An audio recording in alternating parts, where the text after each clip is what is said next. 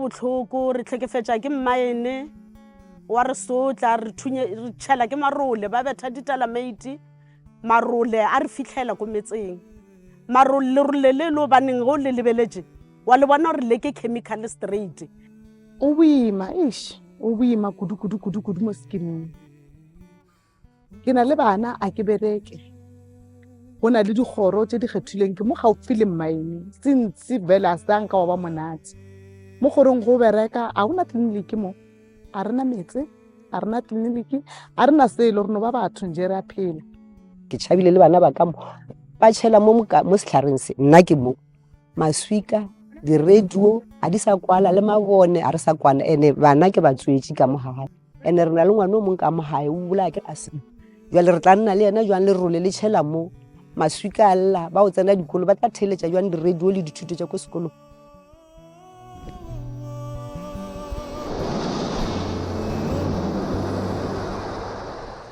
Issues between us and the communities which are regarded as human rights violation are emanating from what we call FALCOP, tiling facility storage of Anglo Platinum.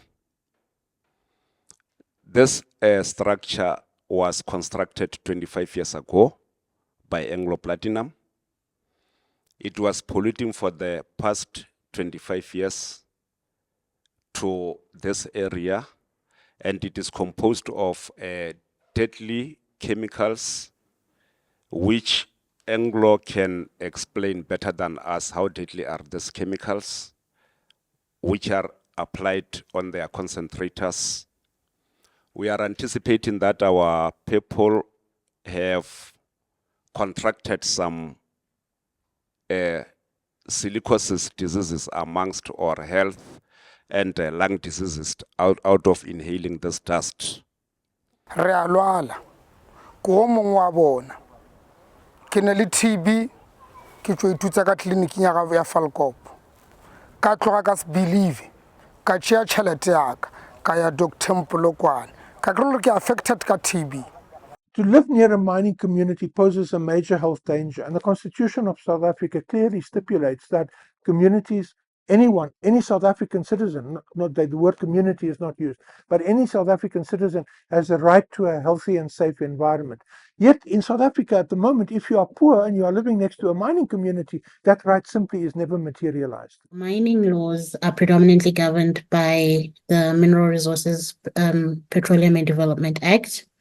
And what it states is that when a mining company intends to go into a community or to obtain a prospecting license, so Section 10 of the MPRDA mandates for mining companies together with the DMRE to give notice in communities in which they intend to mine.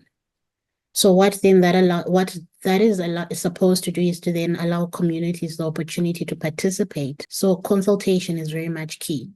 Mining communities and the mining companies quite often have a very dialectical relationship. That is a relationship that is fraught with contradictions, because the mining companies are in these communities not to do anything, but mainly to extract resources, and out of those resources, profits.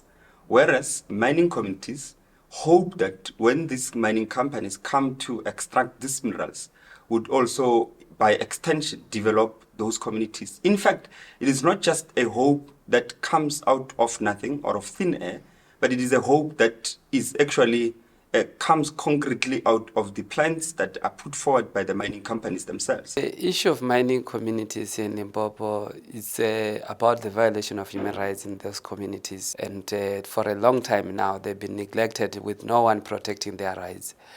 When we talk about the rights of mining communities, we are talking about the rights like rights to sanitation, water, the right to road, to health care services, the right to education. Yeah, mutsola kuaka. Kinyaka mine umpeseleng saka ki itiele.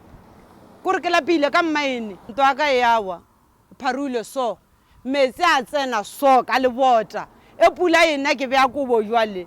In as much as the MPRDA regulations and the Mine Health and Safety Act mandate, to some extent, considerations that mining companies should take when they are blasting within communities. In that one, either they blast outside of what is considered the mining radius, more than 50 meters. Mining companies enter the communities, they change everything.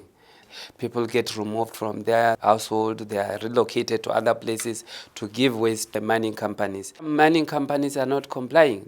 They will damage the infrastructure such as roads, they will relocate the schools, which need the Department of Education also to be involved. Some of the schools even have to go out during the time when they have to do blasting.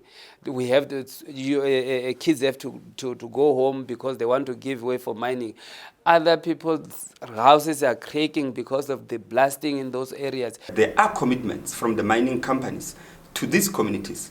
The problem, however, starts as soon as the operations begin.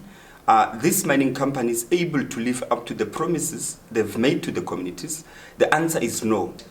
Corruption also takes place by co-opting members of the trade unions which are operating in such particular mines. Again, to manufacture consent from workers to accept certain things. So corruption has been an instrument or a weapon in the hands of the mining companies to try to get consent out of community members who might otherwise be opposed to the operations themselves, but also to get consent from the trade unions, which are an important stakeholder in mining operations. We are saying to Anglo Platinum, it's an insult to the local farmers. They must continue by giving them money annually, or they must return their plowing field.